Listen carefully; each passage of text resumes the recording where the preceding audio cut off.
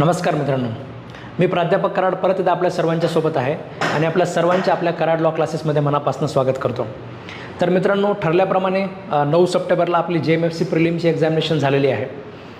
बऱ्याच विद्यार्थ्यांच्या बऱ्याच प्रतिक्रिया येत आहेत. मला ॲक्च्युली हा व्हिडिओ मला लवकरच बनवायचा होता, पण तुमच्या सगळ्यांचे फोन एवढे चालू आहेत त्याच्यामुळे हे सगळं म्हणजे तयारच करणं मला म्हणजे व्हिडिओज बनवणं मला त्याच्यामुळे झालं नाही. तर आज आपण फायनली आपण त्याच्यामध्ये हा व्हिडिओ आपण बनवत आहोत. तर या व्हिडिओमध्ये आपण ज्या काही आतापर्यंत म्हणजे जे काही क्वेश्चन समजा तुम्हाला विचारले गेलेले आहेत, तर एक क्वेश्चनचे उत्तर काय आहेत ते आपण बघणार आहोत. सोबतच प्रॉबेबल कट ऑफ कितीचा असू शकतो, ठीक आहे, याच्यावर सुद्धा आपण त्याच्यामध्ये चर्चा करणार आहोत.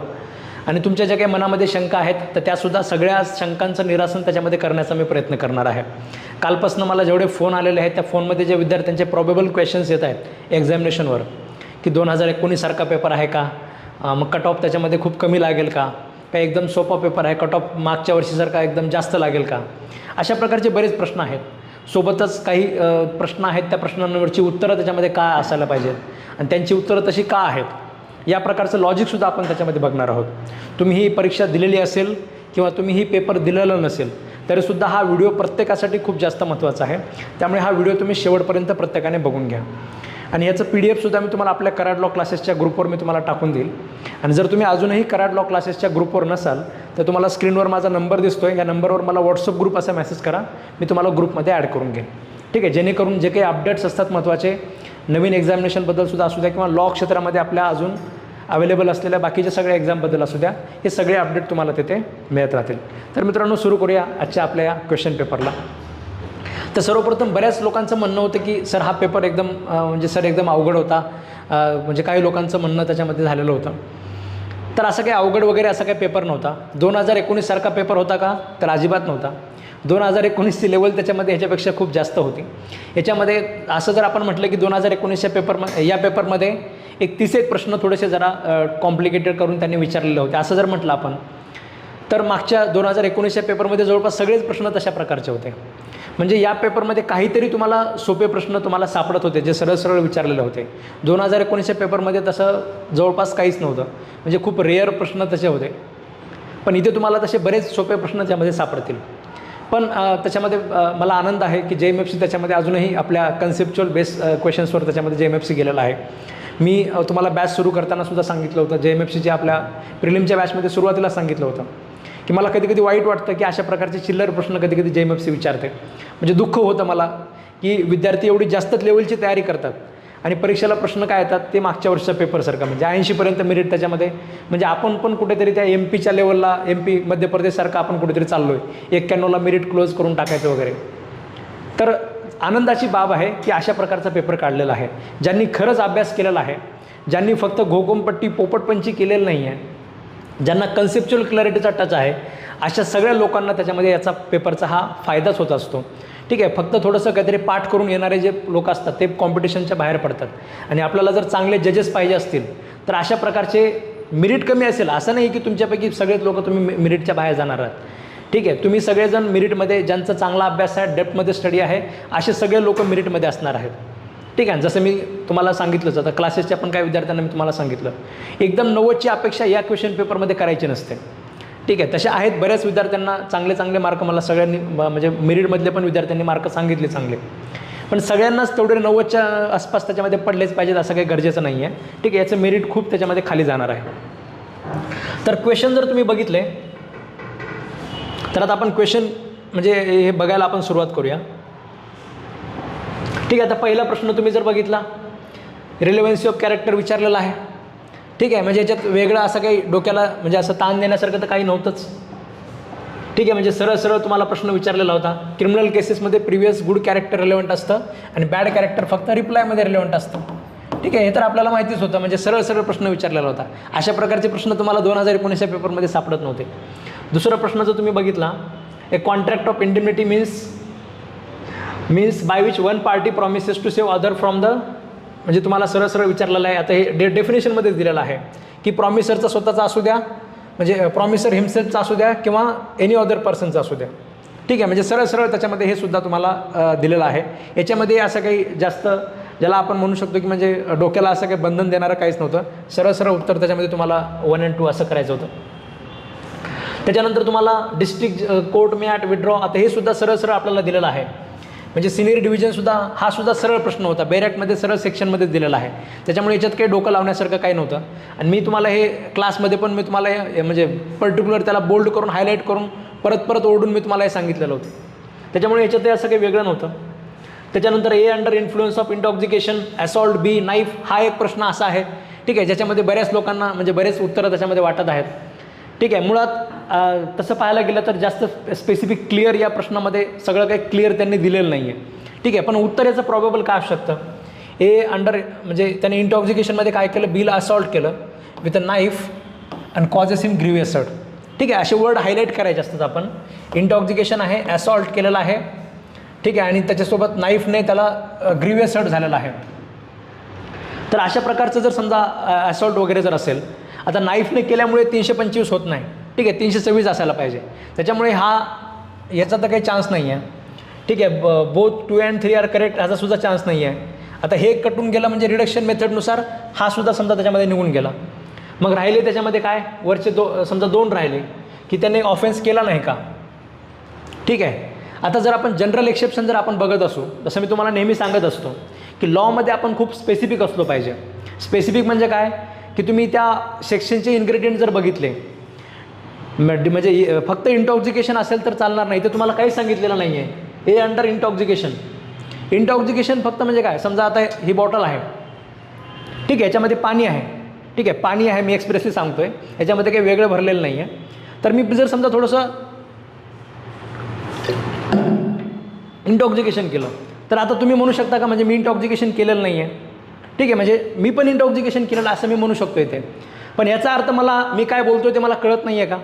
ठीक आहे, म्हणजे ऑफेन्सचे इन्ग्रेडियंट कधी सॅटिस्फाय होतील जर तुम्ही ऑफेन्सचा जनरल एक्सेप्शनमध्ये मी तुम्हाला कितीतरी वेळेस सांगितलं होतं, क्लासमध्ये पण मी तुम्हाला सांगितलं होतं की सगळं कोर्टामधलं डिस्कशन, वाद वगैरे सगळं ह्याच्यावरच चालतो. गुडफेथचा एक शब्द जर मिसिंग असेल तर जनरल एक्सेप्शनचा डिफेन्स क्लेम करता येत नाही. फक्त गुडफेथ, ड्यू केअर अँड कॉशन एवढं जरी नसेल तरीसुद्धा तुम्हाला तो डिफेन्स त्याच्यामध्ये क्लेम करता येत नाही. कोर्टामध्ये प्रॉसिक्युटरचे आणि अक्यूजच्या लॉयरचे जे वाद चालतात हे सगळे वाद ह्याच्यावरच चालतात की जो इकडचा जो आता हे जनरल एक्सेप्शनचं बर्डन कोणावर असतं, अक्यूज पर्सनवर असतं. ते सगळेच्या सगळे इन्ग्रेडियंट प्रूव्ह करायचं काम इकडच्या लॉयरचं असतं, म्हणजे अक्यूजच्या लॉयरचं असतं.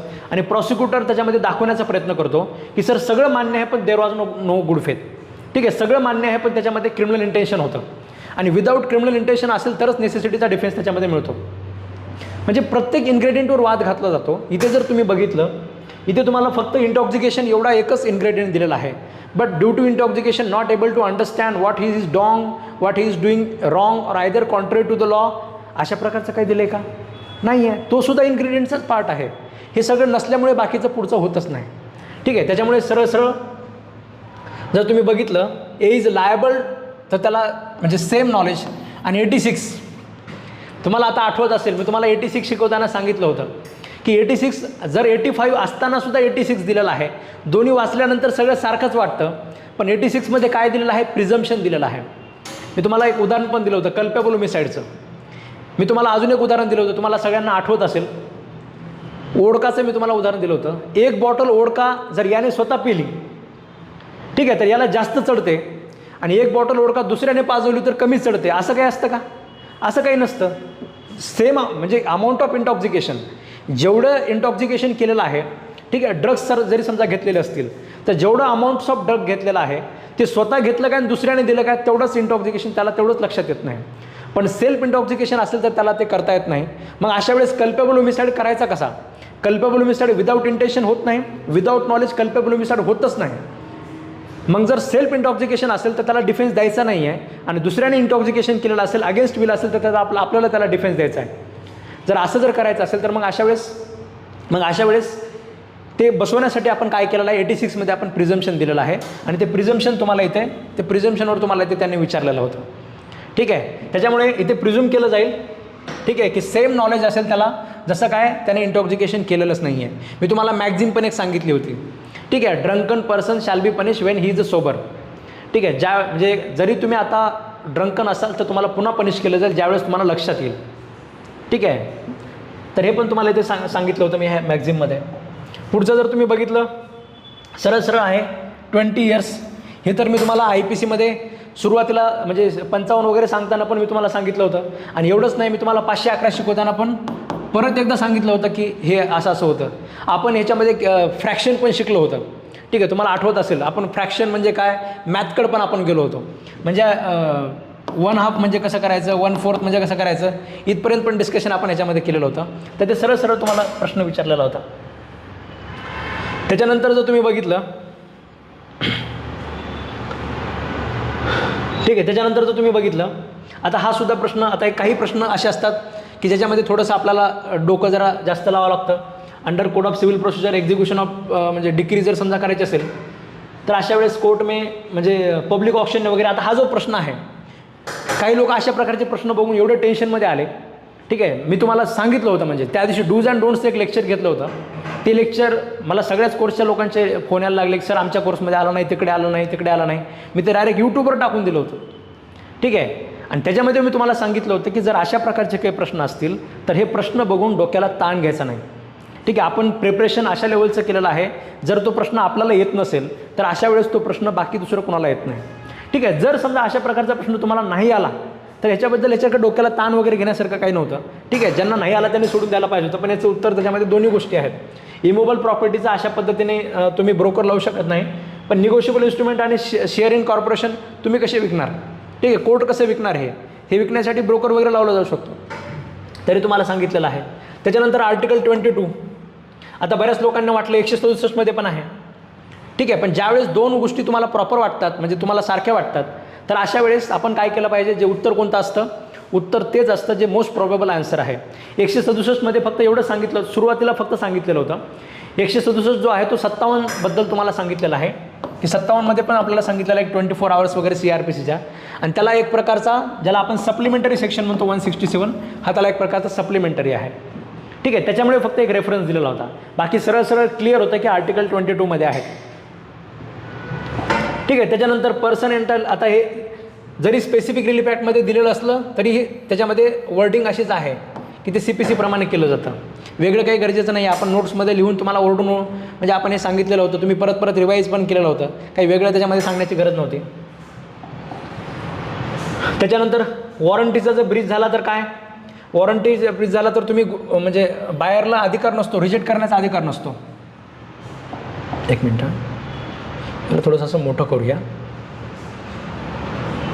ठीक आहे, म्हणजे तुम्ही गुड्स रिजेक्ट करू शकत नाही, रिजेक्ट करण्याचा काही तुम्हाला अधिकार नसतो, पण तुम्ही फक्त आपलं पैसे वगैरे त्याच्यामध्ये मागू शकता. हे क्लिअर होतं. याचं उत्तर त्याच्यामध्ये D मध्ये येतं. ठीक आहे, म्हणजे सगळेच करेक्ट आहेत. त्याच्यानंतर 114 मी तुम्हाला सांगितलं होतं, तुम्हाला आठवत असेल, जजसाठी त्याच्यामध्ये जज म्हणजे एखाद्या जजच्या मनावर काही नसतं कोर्टामध्ये. ठीक आहे, जसा एव्हिडन्स येतो तसं त्याला जजला काम करावं लागतं, पण हे तेवढं सत्य नाही आहे. 114 एक प्रकारचं जजला बऱ्याच गोष्टी देतो. जज कोणता आहे याच्यानुसार बऱ्याच गोष्टी बदलू शकतात, त्याचं कारण हे 114 आहे. ठीक आहे, याच्यामध्ये सगळ्याच गोष्टी, नॅचरल इव्हेंट म्हणजे नॅचरल इव्हेंट असू द्या, पब्लिक अँड प्रायव्हेट बिझनेस असू द्या, ह्युमन कंडक्ट असू द्या.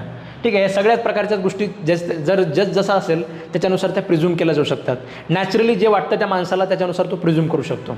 हे पण तुम्हाला मी सांगितलेलं होतं. सरळ सरळ विचारलेलं होतं प्रश्न, काही असं जास्त डोक्याला ताण नव्हता याच्यामध्ये. पण दिसत कसं नाही याच्यात, येस.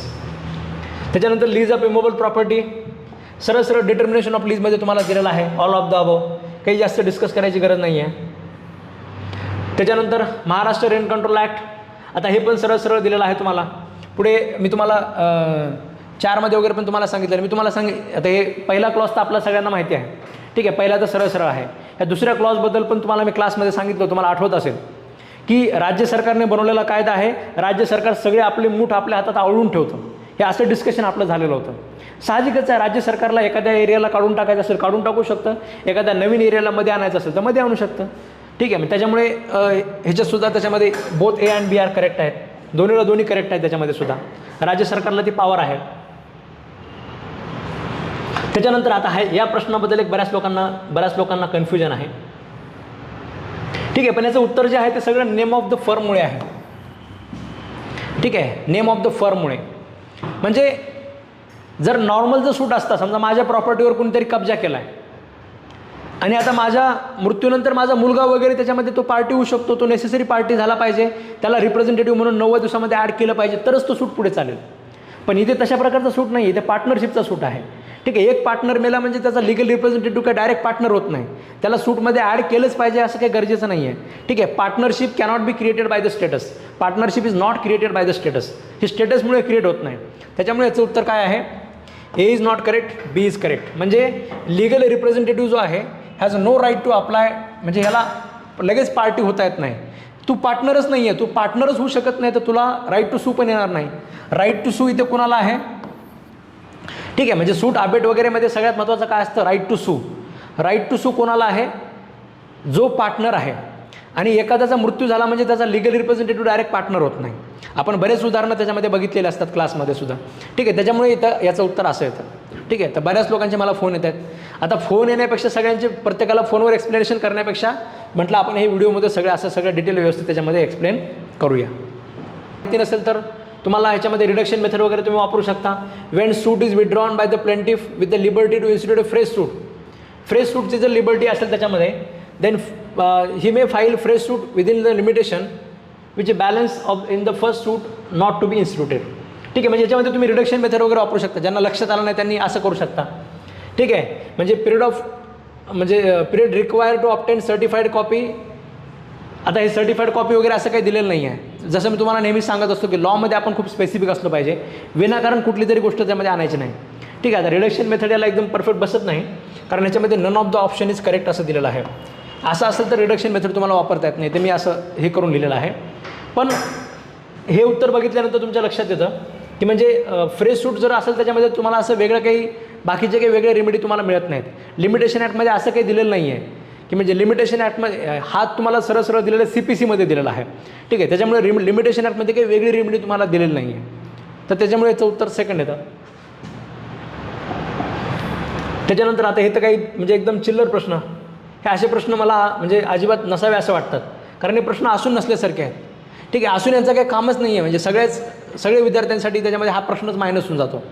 जो प्रॉमिस करतो त्याला प्रॉमिसर म्हणतात. जर सगळ्यांनाच हे उत्तर माहिती आहे तर हे प्रश्न विचारण्यात काय अर्थ आहे. ठीक आहे, म्हणजे मी जे तुम्हाला म्हणतो आहे अशा प्रकारचा पेपर येणं आपल्यासाठी चांगलं असतं, कारण आपण खूप डिटेलमध्ये अभ्यास केला आहे, आपण खूप कन्सेप्च्युअल क्लॅरिटीमध्ये अभ्यास केला आहे. ठीक आहे, विनाकारण थोडंसं आपलं जे आहे ते मोजकंच वाचले, मोजकंच हे केले, तेवढंच पाठ केले, तेवढंच आले, असे विद्यार्थी त्याच्यामध्ये खरंच बाजूला गेले पाहिजेत.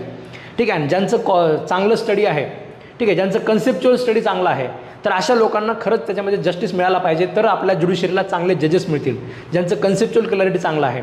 अदरवाईज थोडंसं गोकमपट्टी केलेले लोक उद्या डायसवर गेले की त्याच्यामध्ये प्रॉब्लेम क्रिएट करतात, आणि यांचे प्रॉब्लेममुळे त्याच्यामुळे मग पुन्हा इकडचे लोक हे बार काउन्सिलवाले पण आंदोलन करायला लागतात की 3 वर्ष प्रॅक्टिस कंपल्सरी का, मग फ्रेशर लोकांचं नुकसान होतं. ठीक आहे, तसं काही निर्णय झाला तर बऱ्याच स्टेटमध्ये तसं होतं आहे. ठीक आहे, त्याच्यामुळे आपल्या JMFC आपला अशा प्रकारचे पेपर काढून क्वालिटी मेंटेन ठेवतं आहे. ठीक आहे, जेणेकरून कन्सेप्च्युअल क्लॅरिटीवाले जजेस जातील आणि फ्रेशर लोकांना परीक्षा देण्याचा ऑप्शन त्याच्यामध्ये कायम ओपन राहील. त्यामुळे हे गरजेचं आहे. ठीक आहे, दुसरं जर तुम्ही बघितलं where goodwill of firm is, आता हे सुद्धा सरळ त्याच्यामध्ये तुम्हाला दिलेलं आहे. म्हणजे हे 3 गोष्टी करता येत नाहीत आणि ही गोष्ट करता येते. मे कॅरी कम्प्युटिंग बिझनेस सरळ आपल्याला बेरॅकमध्ये दिलेलं आहे. याच्यातही असं वेगळं काही म्हणजे ताण घेण्यासारखं काही नव्हतं. ठीक आहे, जे सरळ प्रश्न आहेत ते आपण डिस्कस करणार नाही. त्याच्यानंतर जर तुम्ही बघितलं डिजिटल सिग्नेचरचं सुद्धा, ह्याच्यातसुद्धा तुम्हाला एक्सपर्ट ओपिनियनचा एक बेस दिलेला आहे. म्हणजे तुम्ही प्रोड्यूस करायला सांगू शकता का, साहजिकच एव्हिडन्स प्रोड्यूस करायला सांगू शकता तर सांगू शकतं. त्याच्यानंतर ते व्हेरिफिकेशन करता येतं का, ते पण करता येतं. त्याच्यामुळे याचं उत्तर सरळ A आणि B असं होतं. म्हणजे एव्हिडन्स प्रोड्यूस करणं, त्याला व्हेरीफाय करण्याचं काम, म्हणजे एखाद्या एक्सपर्टला वगैरे बोलवण्याचं काम. तर त्याच्यामध्ये तुम्हाला दोन्ही गोष्टी त्याच्यामध्ये ट्रू होतात. त्याच्यानंतर जर बघितलं ए कॉन्ट्रॅक्ट टू बी, याने समजा कॉन्ट्रॅक्ट जर केलेला असेल 60,000 रुपयाला समजा अशा पद्धतीने समजा एखादं शिप वगैरे हे करायचं आहे, बट ब्रीचेस द प्रॉमिस, तर अशा वेळेस काय he must pay to be by way of compensation. तर याचं उत्तरसुद्धा तुम्ही असं तुम्हाला म्हणजे जर खालचे सुद्धा अशा ठिकाणी उत्तर बघितले पाहिजेत. फक्त याचं एक उत्तर सोडून त्याच्यामध्ये पुढे चालायचं नाही. जरा वेळ पण लागला बऱ्याच लोकांना पेपर सोडवायला, पण तरीसुद्धा हे सगळ्या गोष्टी तुम्ही बघितल्या पाहिजेत. कॉम्पन्सेशन फॉर 60,000 रुपीज ओनली असं काही नाही आहे. ठीक आहे, आता इथे तर काही तसंच त्यांनी सांगितलेलं नाही आहे, पण त्यांनी फिक्स जरी केलं असेल की जर आपल्यापैकी कुणी जर ब्रीच केलं तर एवढे पैसे द्यावे लागतील, तसं पण काही गरजेचं नाही आहे. तर तुम्हाला म्हणजे जेवढं एक्सेस अमाऊंटमध्ये तुम्हाला नवीन जी वस्तू घ्यावी लागली, मी तुम्हाला उदाहरण पण दिलं होतं की एखाद्याचं ट्रेनचं तिकीट कॅन्सल झाल्यामुळे त्याला डायरेक्ट त्याचं तिकडचं जर समजा 2 कोटीचं एखादं टेंडर मिस झालं तर 2ला 2 कोटी द्यायची गरज नाही. फक्त ते तिकीट त्याला एकदम तत्काळ तिकीट घ्यावं लागलं, तत्काळमध्ये त्याला जेवढे एक्स्ट्रा पैसे भरावे लागले तर तेवढेच तो मागू शकतो. याच्यावरच तुम्हाला ते उत्तर आधारित होतं. ठीक आहे. त्याच्यानंतर the irregularity which do not vitiate the proceeding, ह्याचं पण तुम्हाला डूज अँड डोंट्सच्या दिवशी पण सांगितलं होतं. डूज अँड डोंट्सचं लेक्चरचं यूट्यूबवर टाकलं होतं, त्याच्यामध्ये पण मी तुम्हाला सांगितलं होतं की अशा प्रकारचे काही सेक्शन असतात जे विसरतो आपण सारखं आणि याची लिस्ट बघून घेतली पाहिजे. आताच 2-4 दिवसाखाली तुम्हाला सांगितलं होतं. ज्यांनी बघितलं असेल हे परत जाताना एकदा एक्झामला त्यांचं उत्तर 100% चुकलं नसेल. ठीक आहे. म्हणजे बऱ्याच गोष्टी मी तुम्हाला नेहमी लेक्चरमध्ये जे सांगत राहिलो होतो सगळं त्याच्यावरच आधारित होतं. फक्त त्याच्यानुसार तुम्ही जर पालन केलं असतं तर तुमचं कुणाचं उत्तर त्याच्यामध्ये चुकलेलं नाही आहे. त्याच्यानंतर appropriate government without consent of, आता सगळ्याच गोष्टी हे करू शकता, म्हणजे कम्यूट करायला काही प्रॉब्लेमच नाही आहे. जिथे म्हणजे इम्प्रिझनमेंट फॉर लाईफला 14 वर्ष करणं, जिथे डेथ सेंटेन्स पार्डन वगैरे केली जाऊ शकते, हे पण कम्प्यूट करायला काही अडचण नाही आहे. त्याच्यानंतर एव्हिडन्स ॲक्टमध्ये सेकंडरी एव्हिडन्स म्हणजे काय, सगळ्याच गोष्टी इन्क्लूड होतात. सरळ डेफिनेशन विचारलेली आहे. ह्याच्यातही वेगळं काही जास्त डोक्याला बघण्यासारखं काही नाही आहे. त्याच्यानंतर which of the following is true, person shall not prosecuted punish for the same offence more than once. ठीक आहे. म्हणजे रेट्रोस्पेक्टिव्ह नसतात. क्रिमिनल लॉ कायम इथून पुढे ॲप्लिकेबल असतात. रेट्रोस्पेक्टिव्ह म्हणजे क्रिमिनल लॉला इफेक्ट देता येत नाही. ठीक आहे. त्याच्यामुळे हे नाही आहे. त्याच्यानंतर विटनेसेसला सुद्धा तुम्ही कंपेल करू शकत नाहीत. त्याच्यानंतर हे सरळ आपलं 300 घ्या किंवा 20(2) घ्या. 300 CRPC, 20(2) कॉन्स्टिट्यूशन. सरळ प्रश्न आहे.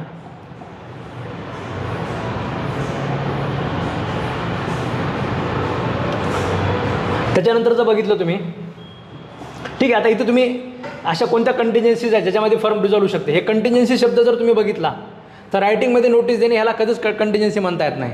ठीक आहे. जर पार्टनरशिप ॲट विल असेल तर आपण नोटीस देऊन हे करू शकतो, डिझॉल्व करू शकतो. साहजिकच हे कंटिन्जन्सीमध्ये येणार नाही. Death of the partner, fix term, मग हे बाकीचे लोक त्याच्यामध्ये येणार आहेत. मग नाही आहे कोणतं, do not include which of the following. जे इन्क्लूड नाही आहे म्हणजे काय, नोटीस देऊन रायटिंगमध्ये देणे. सरळ क्लिअर होतं. पार्टनरशिप ॲट विल कसं डिसाईड करतात, मी तुम्हाला 4 प्रकार सांगितले होते पार्टनरशिपचे. ठीक आहे. पार्टनरशिप ॲट विल, पार्टनरशिप म्हणजे for fix duration, general partnership आणि स्पेसिफिक पार्टनरशिप, जनरल पार्टनरशिप आणि पर्टिक्युलर पार्टनरशिप. तर हे सगळं आपण बघितलं होतं. त्याच्यानंतर चावी घेऊन आता म्हणजे हाऊस ब्रेकिंगमध्ये आपण बघितलेलं होतं. उलट हाऊस ट्रेसपास असतं तर कन्फ्युजन होतं. बाकी दुसरं क्रिमिनल ट्रेसपास वगैरे तर लिहायचा काही संबंधच नव्हता. सरळ हाऊस ब्रेकिंग त्याच्यामध्ये होतं. या ठिकाणी जर त्यांनी हाऊस ट्रेसपास दिला असता तर अजून सुंदर प्रश्न झाला असता, पण त्यांनी ते दिलं नाही. त्याच्यामध्ये हाऊस ट्रेसपास देऊन अजून जरा सुंदर प्रश्न करायला पाहिजे होता. हाऊस ट्रेसपास आणि हाऊस ब्रेकिंग म्हणजे अजून मोस्ट प्रोबेबल उत्तर कोणतं आहे. ठीक आहे. त्याच्यामध्ये ते गेलं असतं. तसं हे टेक्निकली क्रिमिनल ट्रेसपास पण असतंच. एखाद्याचं हाऊस ब्रेकिंग करता म्हणजे क्रिमिनल ट्रेसपास केल्याशिवाय हाऊस ब्रेकिंग होत नाही. हाऊस ट्रेसपास जरी केला तुम्ही तरी हाऊस ट्रेसपास झाल्याशिवाय हाऊस ब्रेकिंग होत नाही. पण तरीसुद्धा मोस्ट प्रोबेबल उत्तर हाऊस ब्रेकिंग आलं असतं आणि हाऊस ट्रेसपास असायला पाहिजे होता. त्याच्यामुळे काही कन्फ्युजिंगच नव्हतं याच्यामध्ये. त्याच्यानंतर स्पेसिफिक रिलीफ ॲक्टमध्ये जर तुम्ही पाहिलं, हे पण सरळ आपल्याला बेअर ॲक्टमध्ये दिलेलं आहे. म्युच्युअल मिस्टेक वगैरे असेल तर तुम्हाला करता येतं, पण आर्टिकल्स ऑफ असोसिएशन असेल, मी तुम्हाला सांगितलं होतं की ह्याच्यामध्ये यांची स्पेशल तरतुदी यांच्या कंपनी लॉनुसार आहेत. त्याच्यामुळे इथे हे बसत नाही. ठीक आहे. सरळ याचं उत्तर म्हणजे ह्याच्यावर पण आपण डिस्कशन केलं होतं. कंपनी ॲक्ट वगैरे पण मी तुम्हाला सांगितलं होतं. त्याच्यानंतर under transfer of property act actionable claim does not include. सरळ डेफिनेशनच आहे. सगळंच येतं. डेफिनेशन बघितलं की सगळं सापडलं असतं. आता हे एक प्रश्न होता, म्हणजे 3rd क्लॉजमध्ये हे दिलेलं होतं तुम्हाला. तर हे सुद्धा प्रश्न जर तुम्ही बघितला तर म्हणजे विनाकारण डोकं खाणारा प्रश्न होता. म्हणजे तुमचे पेशन्स चेक करणारा, तुमची मानसिक परिस्थिती चेक करणारा प्रश्न होता. एवढं मध्ये जाऊन कुणीतरी बघितलं नसेलच. ठीक आहे. म्हणजे आपणही क्लासमध्ये हा प्रश्न बघितला नाही. ठीक आहे. उगा आपण बघितला म्हणा, तुम्ही सगळे लोक बघणार आहात, खाली कमेंट करणार आहात, बघितलं होतं सर आपण म्हणून. ठीक आहे. तर हे आपण बघितलेलं नव्हतं क्लासमध्ये. तर अशा प्रकारचे प्रश्न बघून विनाकारण डोक्याला ताण घ्यायचा नसतो. ठीक आहे. अशा प्रश्न असेल तर शांत मन, आपलं डोकं शांत ठेवायचं. म्हणजे हा दुसरा प्रश्न आला जो एकदम म्हणजे आता आपण 28 प्रश्न बघितले. 28 प्रश्नामध्ये एक दुसरा प्रश्न असा आला जो तुमचं डोकं खाण्यासाठी दिलेला होता. ठीक आहे. एवढं मध्ये जाऊन समजा कोणीतरी बघितलं नसेल, एवढं समजा मध्ये जाऊन आपण हे म्हणजे किती व्हेरिएशन म्हणजे किती % असलं पाहिजे, हे एक छोटीशी समजा फॅक्च्युअल गोष्ट जी आहे, एवढ्यामध्ये जाऊन खरं तर म्हणजे विचारायला नाही पाहिजे. पण समजा त्यांनी विचारली तर कशासाठी, तुमची मानसिक परिस्थिती चेक करण्यासाठी. ठीक आहे. बरेच लोक ह्यालाच बघत बसले, मी ऐकले का, हे केलं का, याच्यात वेळ पण घातला तुम्ही, विनाकारण ताण पण घेतला. ताण घेतल्यामुळे जे सोपं होतं ते आठवलं नाही. ठीक आहे. काही विद्यार्थ्यांचं तर असं झालं शेवटच्या प्रश्नाकडे गेलेच नाही. ठीक आहे, शेवटचे 91 ते 100पर्यंत सोपे सोपे प्रश्न असतात. तुम्हाला डूज अँड डोंट्सच्या दिवशी पण सांगितलं होतं की शेवटपर्यंत जा. ठीक आहे, असे काही प्रश्न असतील तर त्याला तिथंच सोडून द्यायचं, पुढचं पुन्हा शेवटी वाटलं तर वेळ राहिला तर बघता येईल. पण याला सरळ सरळ स्किप करायला पाहिजे. सरळ सरळ त्यांनी दिलेलं आहे तिथे. तसं बेरॅटमध्ये बेरॅट रीडिंग अशा प्रकारच्या प्रश्नांसाठी अजून तुम्हाला ॲडिशनल करत असते. असे काही जास्त प्रश्न नाहीत, फार तर फार 3-4 प्रश्न असतील, 4 प्रश्न असतील समजा. ठीक आहे, 4 प्रश्न असे आहेत जे आपण बघितलेले नव्हते, म्हणजे एकदम नवीन काहीतरी त्याच्यामध्ये विचारलेलं होतं. त्याच्यातले पण 1-2 प्रश्न लॉजिक लावलं तर सुटणारे होते. ठीक आहे, तर हे अशा पद्धतीने तुम्हाला म्हणजे याच्यात जास्त ताण घ्यायचा नसतो. कुठे गेलं? येस.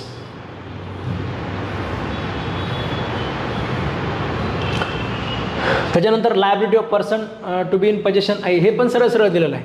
ठीक आहे, हे सरळ बेरॅटमध्ये बेरॅटचे म्हणजे आपण वहीमध्ये पण आपण लिहून घेतलेलं आहे. क्लासच्या वहीमध्ये तुम्हाला हे सरळ जशाच तसं मिळून जाईल.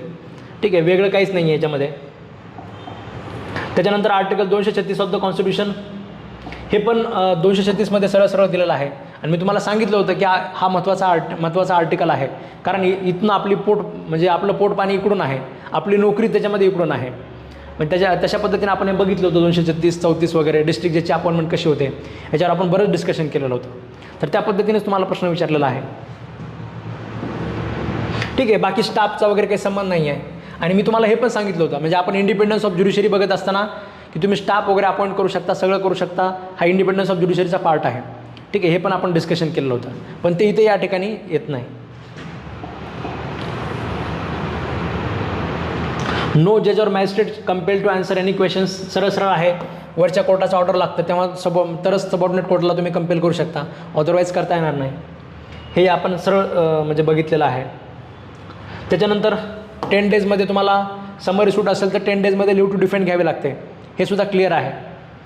कितीतरी वेळेस बघितले आपण, कितीतरी म्हणजे CPCमध्ये शिकवलं, परत नोट्समध्ये लिहून घेतलं, परत त्याचं रिव्हिजन करताना हे डिस्कस केलं. समरी सूट ज्यावेळेस तुम्हाला मी CRPCमधला म्हणजे क्रिमिनलमधला समरी सूट सांगत होतो त्यावेळेस पण आपण CPCचं समरी सूटचं रिव्हिजन केलं. ठीक आहे, थोडक्यामध्ये आपण तिकडचं पण थोडक्यात पॅरलल पद्धतीने आपण CRPC आणि CPC आपण अभ्यास केला, त्याच्यामध्ये पण आपलं येऊनच गेलं होतं. त्याच्यानंतर लीज ऑफ इमोबल प्रॉपर्टी असेल, right to enjoy property transfer केला जातो. काही वेगळं असं बघत बसण्याची गरज नाही, सरळ आपण याला स्किप करू शकतो. हे सोपा प्रश्न होता एकदम. त्याच्यानंतर हे काय आहे, सिव्हिल 12 मंथ असं झालेलं आहे. ठीक आहे, म्हणजे provisions of specific relief act shall be dispose suit file by under the provisions of specific relief act shall be dispose by the court from the date of service of dependent for the period of 12 month. हे पण सर्व दिलेलं आपल्याला. ठीक आहे, म्हणजे त्या ह्याच्यापाशी दिलेलं आहे, म्हणजे स्पेशल कोर्टाची वगैरे स्थापना जी आपण केलेली आहे तर त्या ठिकाणी तुम्हाला हे पण दिलेलं आहे. अपील किती दिवसात करायचं, हे किती करायचं, सरळ सरळ दिलेलं आहे ते सुद्धा. त्याच्यानंतर no suit for recovery of possession shall be instituted on the ground of non payment जर असेल तर तुम्हाला 90 दिवसाचा पिरियड दिलेला आहे. ठीक आहे, तर हे पण आपल्याला म्हणजे एक मिनटं स्टेनंट पण हां हे सरळच आहे हे सुद्धा. म्हणजे तुम्हाला मी डायरेक्ट बेरीज करून दाखवली होती. म्हणजे लोक रेंट ॲग्रीमेंट का करत नाहीत हेच आपण डिस्कशन केलेलं होतं. रेंट ॲग्रीमेंट का करत नाहीत आणि त्याच्यानंतर म्हणजे जे काही लिव्ह अँड लायसन्स ॲग्रीमेंट आहे, लोक लिव्ह अँड लायसन्स ॲग्रीमेंट का करतायत आणि रेंट ॲग्रीमेंट का करत नाहीत ह्याच्यावर आपण बरंच डिस्कशन केलेलं होतं. म्हणजे चारही बाजूने आपण डिस्कशन केलेलं होतं. ठीक आहे, एक गोष्ट लक्षात घ्या, आजचा जो पेपर आहे म्हणजे तुम्हाला जेवढा सोपा गेलेला आहे, म्हणजे आपल्या क्लासेसच्या विद्यार्थ्यांना जेवढा सोपा गेलेला आहे तेवढा बाहेरच्या लोकांना गेलेलं नाही आहे. ठीक आहे, कारण एक कन्सेप्च्युअल अंडरस्टँडिंग, एक एक्स्ट्रा गोष्टी त्याच्यामध्ये महत्त्वाच्या होत्या. ठीक आहे, हे तर सरळ सरळ त्याच्यामध्ये विचारलेला प्रश्न होता, हा सगळ्यांचाच बरोबर आलेला आहे. त्याच्यानंतर फ्रीडम ऑफ रिलिजन असेल तर ते काय असतं, फंडामेंटल राईट असतं. काही लॉजिकचा भाग आहे, म्हणजे एकदम काही सेटमध्ये हा एकदम शेवटी प्रश्न होता, विद्यार्थी वरीच आपलं गुंतून बसले, खाली गेलेच नाही त्याच्यामध्ये, अशा प्रकारचा प्रश्न सोडून दिला. आता प्रिएम्बलमध्ये नाही आहे का, प्रिएम्बलमध्ये पण आहे. ठीक आहे, म्हणजे फ्रीडम ऑफ रिलिजन, पण त्याचा अर्थ प्रिएम्बलमध्ये होतं का, प्रिएम्बल काय तुमचा अधिकार नाही आहे. ठीक आहे, फंडामेंटल राईटमध्ये बसतं ते. कन्व्हेन्शनमध्ये नाही आहे का, खूप साऱ्या कन्व्हेन्शनमध्ये आहे, पण मोस्ट प्रोबेबल उत्तर मी तुम्हाला म्हणजे टेस्टमध्ये सांगितलेलंच होतं ते. त्याच्यानंतर 430 हे सरळ सरळ 1/2 ऑफ द इम्प्रिझनमेंट आहे, सरळ म्हणजे काही असं वेगळं विचारण्याची गरज नाही. त्याच्यानंतर एखाद्याच्या खिशामध्ये चोरी करण्याचा प्रयत्न केला म्हणजे 511 आपल्याला सांगितलेलं आहे की does any act towards commission that is attempt to theft, त्याला आपण अटेम्प्ट म्हणतो. आणि मी तुम्हाला ते फॅनचे वगैरे पण उदाहरणं दिले होते. म्हणजे आपला स्टडी तसं तर ह्याच्यापेक्षा नेक्स्ट लेवलचा होता. हा प्रश्न एकदम बेसिक आला. ठीक आहे, फॅन वगैरे जर असेल, समजा एखादी गोष्ट अटॅच असेल तर त्याला सिवर केलं तर that it self is a theft. मग फॅन तिथेच घरात ठेवून गेला, एकदम घरचे लोक उठले, समजा ए सी काढायला गेला, ए सी पडला समजा खाली, लोक उठल्यामुळे तो ए सी तिथेच ठेवून पळून गेला, तरीसुद्धा तो थेफ्ट होतो, त्याला अटेम्प्ट म्हणता येत नाही. पण खिशामध्ये हात घातला, पॉकेट वगैरे काही मिळालं नाही, असं काही अटॅच वस्तूला बाजूला काढलं नाही, that is not the theft, that is just a attempt. त्याच्यानंतर A gives lakhs of rupees to be reserving himself, B assent take, काय सांगितलं आहे? हां, जेवढं टू द एक्सटेंट, गिफ्टमध्ये 17 ठिकाणी सांगितलेलं आहे टू द एक्सटेंट. ठीक आहे, तर 25,000 रुपयेच फक्त काय आहेत, विलवर डिपेंड आहेत, तेवढंच गिफ्ट काय असणार आहे, वॉइड असणार आहे, बाकीचं व्हॅलिड असणार आहे.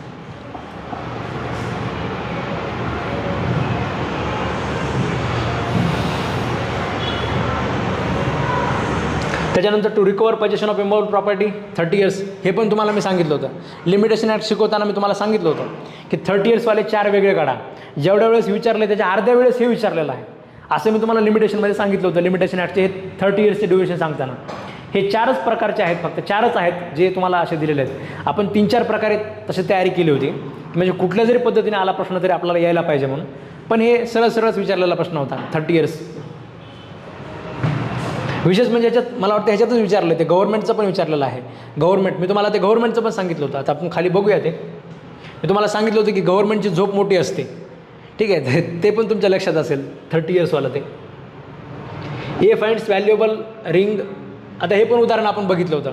एक व्हॅल्युएबल रिंग, जर समजा मी तुम्हाला मोबाईलचं उदाहरण सांगितलं होतं, तुम्हाला रस्त्यावर मोबाईल सापडला आणि त्याच्यानंतर आपण म्हणजे एक सिच्युएशन तयार केले होते. म्हणजे एक गोष्ट लक्षात घ्या, IPC शिकवत असताना आपण जेवढ्या सिच्युएशन बेस्ड प्रश्न मी तुम्हाला विचारलेले होते, तुम्हाला आठवत असेल, मी तुम्हाला सांगितले की मोबाईल समजा मला रस्त्यावर सापडला तर कोणता म्हणजे, आणि मी लगेच आपलं सिम कार्ड काढून टाकलं तर कोणता गुन्हा झाला.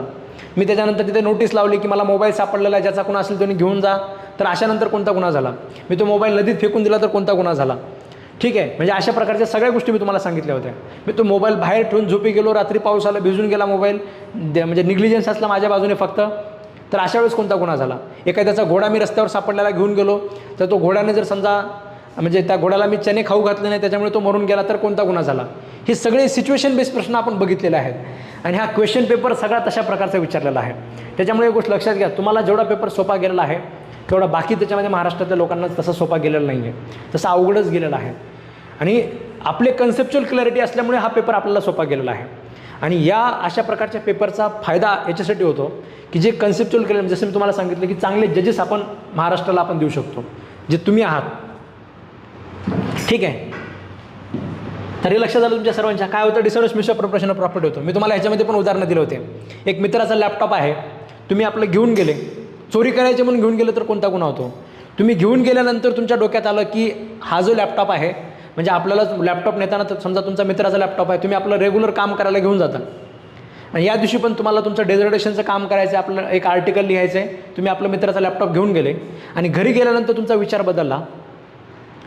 काय विचार बदलला की हॉस्टेलमध्ये CCTV कॅमेरे नाहीत.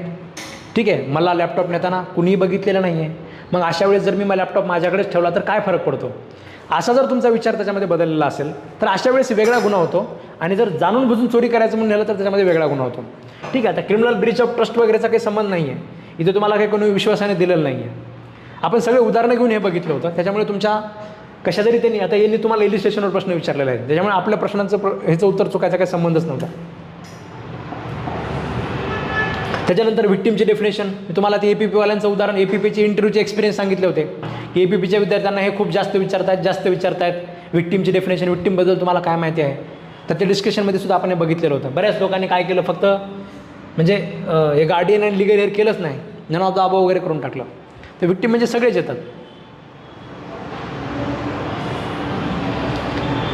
त्याच्यानंतर which of the following is correct, काय mortgage in possession of property, सगळ्या गोष्टीसाठीच. तुमची मॉर्गेज केलेली प्रॉपर्टी जर खराब होत असेल तर अशा वेळेस मी काय बघत बसणार का, उद्या खराब झाली तर मग मी काय खायचं, त्या प्रॉपर्टीतूनच मला इन्कम मिळणार आहे. त्याच्यामुळे मी सगळ्या गोष्टींसाठी पैसे खर्च करू शकतो. त्याच्यानंतर राईट टू इजमेंट जे आहे, हां हे तुम्हाला मी सांगितलं होतं. गव्हर्नमेंटचं जे आहे, गव्हर्नमेंटच्या ह्याच्यावर 30 वर्ष लागतं त्याच्यामध्ये, तर तुमचा इजमेंट तयार होतो. गव्हर्नमेंटची झोप मोठी असते, हे मी तुम्हाला सांगितलेलं होतं ह्याच्यामध्ये क्लासमध्ये. तर ते झोप मोठी असते वगैरे तुमच्या लक्षात असेल. सरळ आपण सरळ प्रश्न आहे तसा. Court executive transfer degree shall have power of the court pass degree. काय त्याचे पॉवर इन्क्लूड सगळ्याच असतात. एक्झिक्युटिव्ह कोर्टाला सुद्धा सगळ्याच पॉवर असतात. आपण लिहून घेतलेलं आहे आपल्या नोट्समध्ये सुद्धा की executive court has the same power. Legal representative कोण आहे हे सुद्धा डिसाईड करण्याचे सुद्धा पॉवर असतात. We have discuss. त्याच्यानंतर dismissal of suit for specific performance of the contract. काय सगळंच बार होतं. मल्टिप्लिसिटी ऑफ प्रोसिडिंग करायचं नाही आहे. त्याच्यामुळे बाकीचं दुसरं तुम्हाला काही करता येणार नाही. Both A and B are correct. It shall not bar म्हणजे ऑदर रिलीफ. ठीक आहे, म्हणजे ॲडिशनल रिलीफ जे असतील तर तुम्ही त्याच्यामध्ये काय करू शकता, क्लेम करू शकता. पण कॉम्पन्सेशन आणि डॅमेजेस, ठीक आहे, डॅमेजेस पण तुम्हाला क्लेम करता येत नाहीत आणि कॉम्पन्सेशनसुद्धा तुम्हाला क्लेम करता येत नाही. त्याच्यामुळे ते तुम्हाला शॅल नॉट बार असं दिलेलं आहे. बाकीचे जे तुमचे अधिकार असतात ते तुम्ही क्लेम करू शकता. त्याच्यानंतर under sale of goods act unless different intention appears terms of the contract stipulation are not deemed to be essence of the contract. आपण बघितलेलं आहे. तुम्हाला मास्तराच्या लग्नाचं उदाहरण आठवत असेल की माझं लग्न होतं. माझ्या लग्नामध्ये मला तांदूळ पाहिजे होता. ठीक आहे, लोकांना वराडाला भात खाऊ घालायचा होता. तर वराड जर भात न खाता गेलं तर वराड मला चांगल्या आमच्या लग्नाला शुभेच्छा देईल का?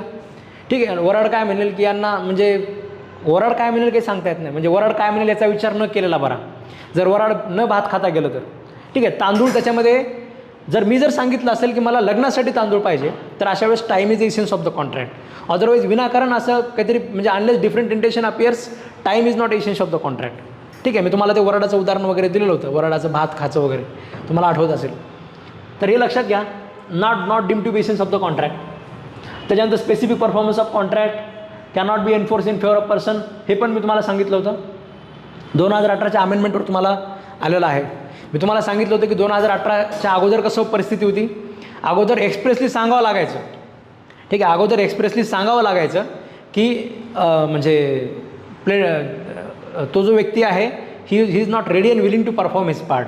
पण आता ते सांगायची गरज नाही. फक्त दाखवून द्यायचं कृतीतनं. ठीक आहे, सांगितल्यानं काय होतं, फक्त बोलल्यानं काय होतं, कृतीतनं दिसलं पाहिजे. तर कृतीतनं जे दिसेल 2018च्या अमेंडमेंटनुसार म्हणजे त्याने आपल्या प्लिडिंगमध्ये ते म्हटले का नाही म्हटलं डझंट मॅटर. म्हणजे आवट केले का नाही, आवट अँड प्रूव्ह केले का डझंट मॅटर. फक्त प्रूव्ह करा तेवढंच त्याच्यामध्ये गरजेचं आहे. त्याच्यामुळे हे प्रश्न तुम्हाला विचारलेला होता. फेल्स टू प्रूव्ह त्याच्यामध्ये जास्त महत्त्वाचं आहे.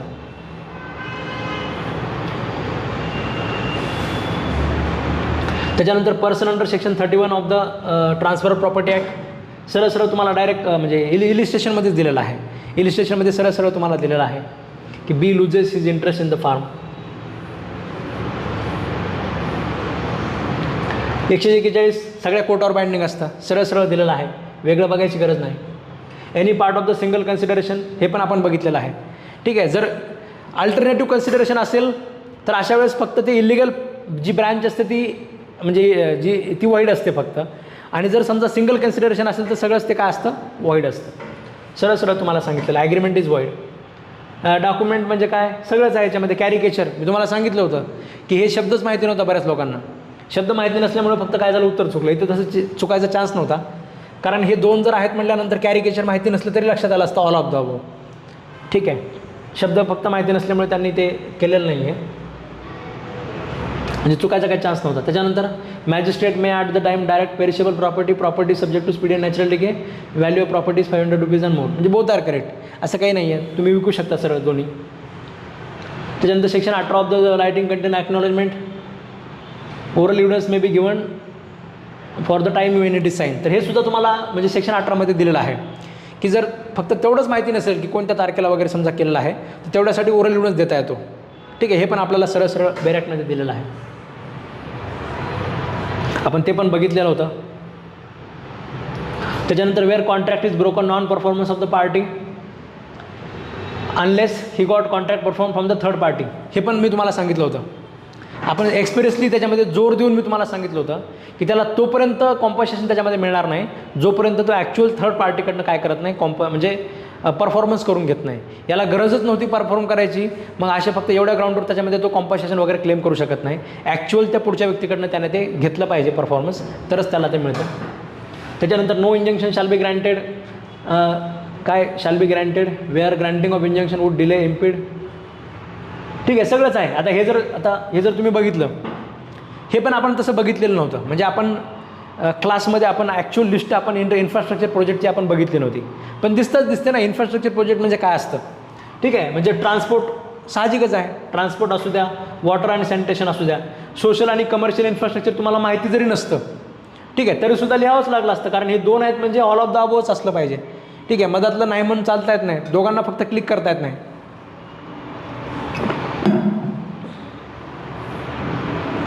त्याच्यानंतर application for execution of degree mood after the period of 12 year असेल तर नॉट मेंटेनेबल लेवल ॲज म्हणजे एक्झिक्युशन ऑफ डिग्री हे तुम्हाला section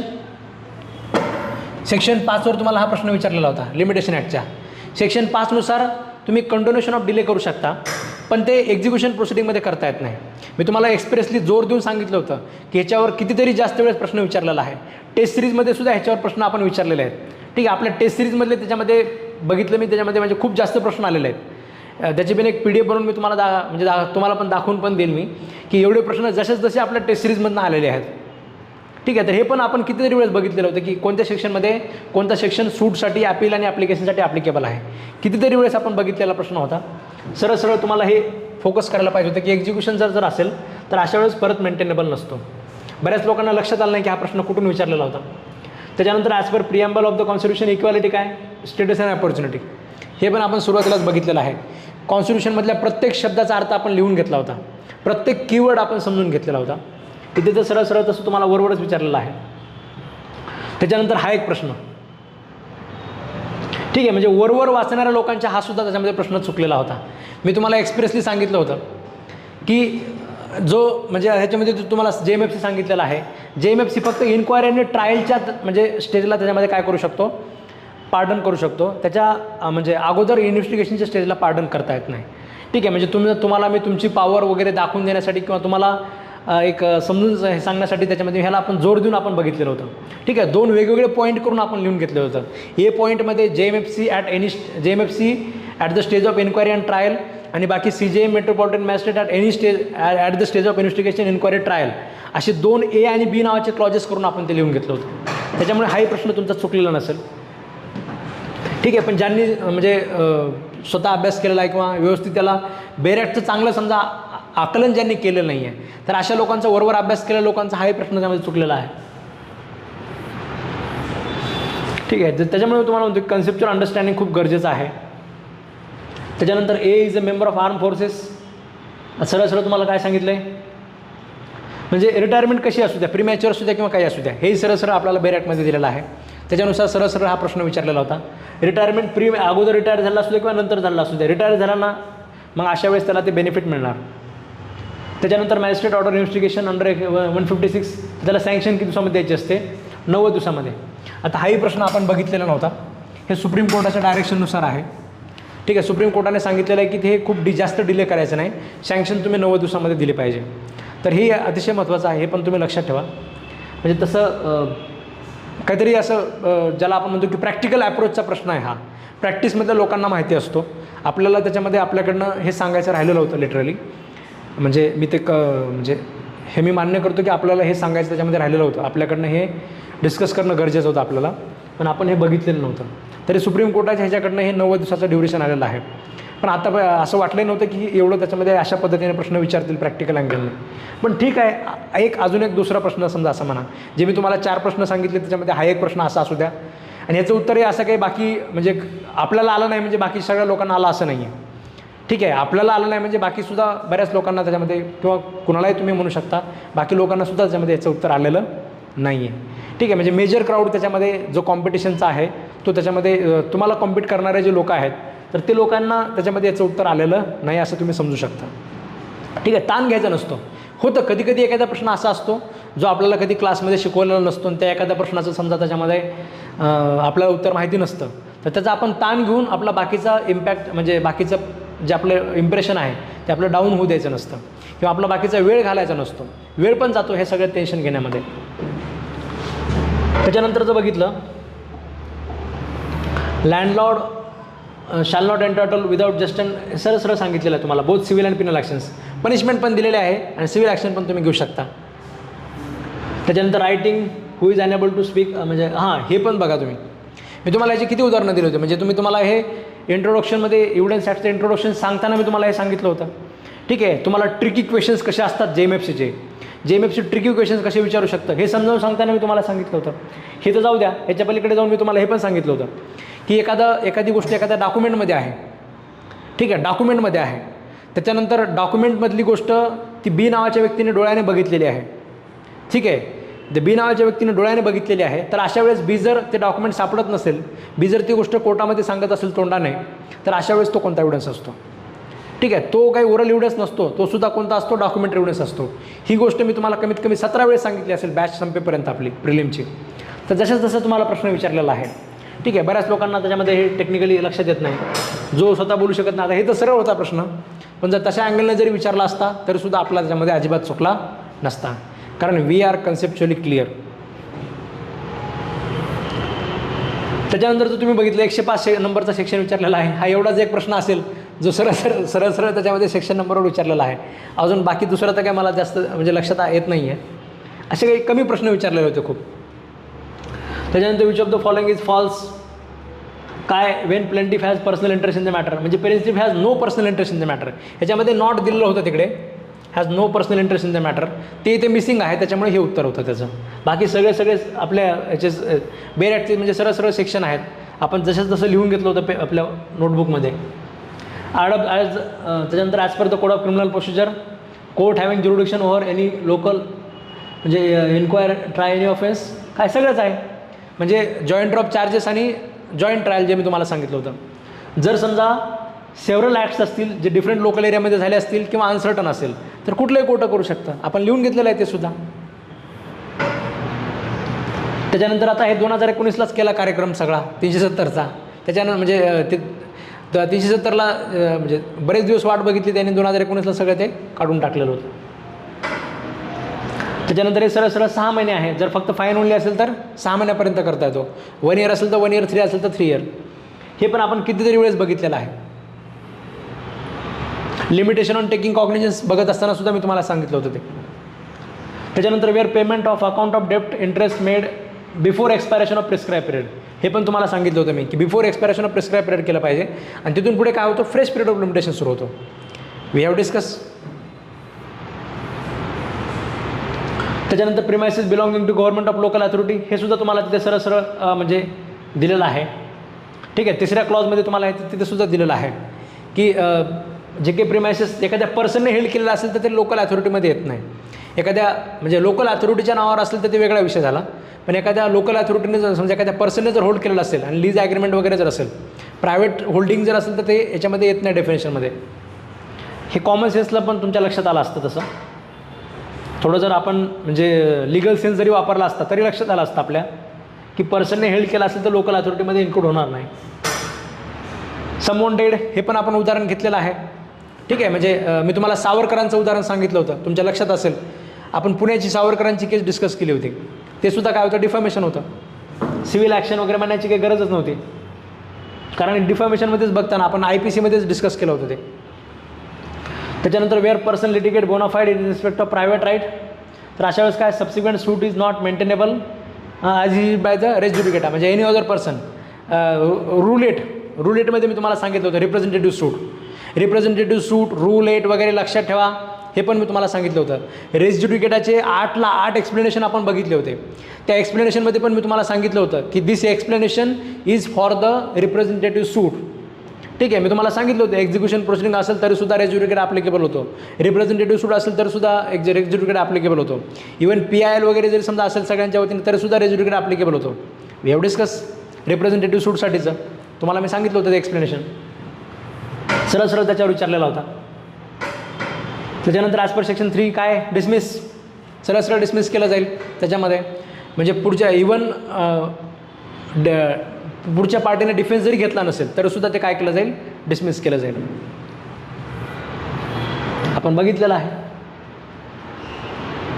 which of the following is court may upon an application made to it for the purpose of काय, court deem just. Which of the following is court may upon application made to it for the purpose of fix the standard rent. Standard रेंटचा प्रश्न आहे सरळ, ठीक आहे. सरळ आहे, सगळंच आहे याच्यामध्ये. नॉमिनल रेंट दिला असेल, मी तुम्हाला हे पण सांगितलं होतं की एखादे प्रिमायसेस त्याच्यात दिलेलं नाही, ते एखादे प्रिमायसेस सुरुवातीला खूप जास्त दिलेलं आहे. प्रिमायसेस समजा 10 रूम आहेत माझ्याकडे, 10ला 10 रूम बी नावाच्या व्यक्तीला रेंटवर दिलेले आहेत, उद्या मला 10ला 10 रूम 10 वेगळ्या लोकांना द्यायचे आहेत, तरीसुद्धा स्टँडर्ड रेंट कोड फिक्स करू शकतं. नॉमिनल रेंटवर दिलेला आहे म्हणजे अगोदर रेंटच घेतलेलं नाही आहे, तर अशा वेळेस आणि डिस्प्यूट झाला तर सगळ्याच ठिकाणी तुम्ही रेंट फिक्स करू शकता, वेगळं काही नाही आहे. रेंट कंट्रोल ॲक्ट तर आपण किती डिटेलमध्ये बघितलेला होता. रेंट कंट्रोलचे तर त्याच्यामध्ये आपण एकदम म्हणजे पोस्टमॉर्टम केलेलं होतं आणि सगळं त्याच्यामध्ये सुंदर सुंदर प्रश्न तुम्हाला आलेले आहेत. ॲक्च्युली रेंट कंट्रोल ॲक्टनेच आपल्या क्लासेसची ओळख पूर्ण महाराष्ट्राला झाली. रेंट कंट्रोल ॲक्ट म्हणजे रेंट कंट्रोलसाठीच म्हणजे सह्याद्री वाहिनीने सुद्धा आपल्याला त्याच्यामध्ये रेंट कंट्रोलसाठी म्हणजे लोकांना मार्गदर्शन करण्यासाठी हॅलो सह्याद्रीमध्ये आपल्याला बोलवलेलं होतं. त्याच्यामुळे आपण तसं ते डिटेलमध्ये बघितलेलं होतं. Where plaintiff is made to defendant, defendant made to plaintiff, याला आपण ट्रान्सपोजिशन ऑफ पार्टीज असं आपण म्हणतो. ठीक आहे, म्हणजे एकाच केसमध्ये प्लेंटिफला तुम्ही डिफेंडंट केलं आणि डिफेंडंटला प्लेंटिफ केलं, ट्रान्सपोजिशन ऑफ पार्टी. तर याच्यामुळे काही लिमिटेशन वगैरे अफेक्ट होत नाही. तुम्हाला 21(2) खाली 21(2) तुम्हाला खाली दिलेलं आहे की nothing in this section shall affect the transposition of parties. जिथे तुम्ही प्लेंटिफला डिफेंडंट करता किंवा डिफेंडंटला प्लेंटिफ करता तर त्याला हे सेक्शन 21 अजिबात अफेक्ट करत नाही असं तुम्हाला सांगितलेलं आहे. आणि 21मध्ये काय सांगितलं आहे की तुम्ही नवीन जरी प्लेंटिफ ॲड केला तर त्याच्या विरोधातचं लिमिटेशन जे आहे ते त्याच तारखेला सुरू होईल ज्या तारखेला तुम्ही त्याला प्लेंटिफ केलेला आहे किंवा ज्या तारखेला तुम्ही त्याला डिफेंडंट केलेला आहे, त्याच तारखेला लिमिटेशन सुरू होईल असं तुम्हाला तिथे सांगितलेलं आहे. ठीक आहे, पण खाली तुम्हाला 21(2)च्या क्लॉजमध्ये सांगितलेलं आहे provided that nothing in this section shall apply to the transposition of parties. म्हणजेच काय, period of limitation will not be affected as per as claim made against him. त्याच्यानंतर under partnership act, settling accounts वगैरे हे सुद्धा सरळ बेर ॲक्टवर विचारलेला प्रश्न आहे. थोडंसं म्हणजे बेर ॲक्टची वर्डिंग घेऊन काहीतरी कॉम्प्लिकेशन्स काहीतरी करण्याचा प्रयत्न केला. ठीक आहे, हाही प्रश्न बऱ्याच लोकांचा चुकलेला आहे. ठीक आहे, तर हे जरी तुम्ही बघितलं तर सरळ त्यांनी दिलेलं आहे की सुरुवातीला प्रॉफिटमधनं द्यायचं, त्याच्यानंतर हे आउट ऑफ कॅपिटल द्यायचं, त्याच्यानंतर इंडिव्हिज्युअल पार्टनरच्या प्रपोर्शनमधनं लॉसेस भरून काढल्या जातील. लॉसेस भरून काढण्यासाठी त्याच्यामध्ये विचारलेला आहे. पण हा जरी प्रश्न समजा तुमच्या लक्षात येत नसेल, सरळ सोडून द्यायचं. ते एक चौथा प्रश्न, तिसरा प्रश्न तुम्ही म्हणा की जो खूप कॉम्प्लिकेटेड केलेला आहे, बऱ्याच लोकांचा त्याच्यामध्ये चुकू शकतो. ठीक आहे, तरी लॉजिक लावलं असतं तर थोडंसं लक्षात आलं असतं, लॉजिकली सुद्धा सुटला असता जरी बघण्यात नसता आलं असतं तरी. त्याच्यानंतर अंडर काय 24 of the constitution of India no child, सरळ 14 वर्ष वय विचारलेलं आहे. त्याच्यानंतर हे सुद्धा मी तुम्हाला एक्सप्रेसली सांगितलं होतं की हे नागपूर ट्रस्टवाले जे आहे हे नागपूर म्युन्सिपल कॉर्पोरेशन तर लक्षात येईल असं मी तुम्हाला म्हटलं होतं की जे म्युन्सिपल कॉर्पोरेशन नाव आहे त्याला तर लोकल अथॉरिटीज म्हणता, पण जे इम्प्रूव्हमेंट ट्रस्ट आहे किंवा ते कॅन्टोन्मेंट बोर्ड वगैरे जे आहेत जे विसरू शकतात ते आपण वेगळे लक्षात ठेवलेले होते. तर ते सुद्धा तुम्हाला विचारलेलं होतं सरळ.